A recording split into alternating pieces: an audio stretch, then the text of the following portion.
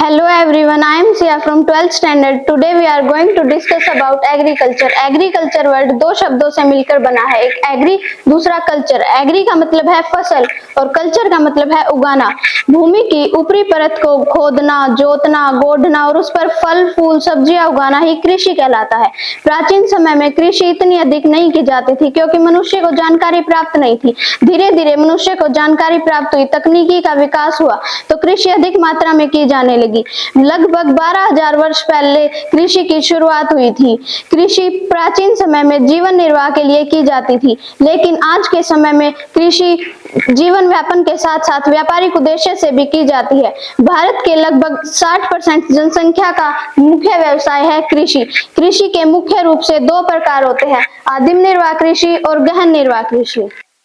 अब हम बात करते हैं आदिम निर्वाह कृषि के बारे में। आदिम निर्वाह कृषि वह होती है जिसमें एक भूमि के टुकड़े को साफ कर दिया जाता है, उस पर जो पेड़ पौधे झाड़ियां होती है उसे काटकर जलाकर पूरी तरह से साफ कर दिया जाता है।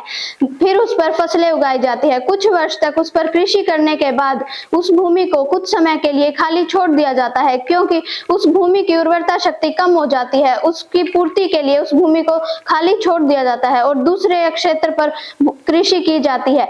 यह कृषि एक स्थान से दूसरे स्थान पर की जाती है। इस कृषि में पूंजी और श्रम की इतनी अधिक आवश्यकता नहीं होती, क्योंकि इसमें यह कृषि केवल जीवन निर्वाह के लिए की जाती है। इस कृषि को अलग अलग स्थानों पर अलग अलग नामों से जाना जाता है, जैसे कि ब्राजील में रोका।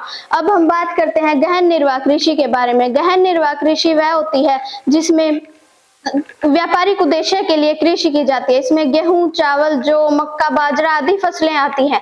इस कृषि को करने में पूरा परिवार लगा होता है। इसमें पूंजी और श्रम की अधिक आवश्यकता होती है। इसमें तकनीकी की भी आवश्यकता होती है। यह कृषि आज के समय में की जाती है। इस कृषि में पत्थर के औजारों का प्रयोग न करके बड़े बड़े औजारों का प्रयोग किया जाता है, जैसे ट्रैक्टर, कल्टीवेटर, हैरो आदि।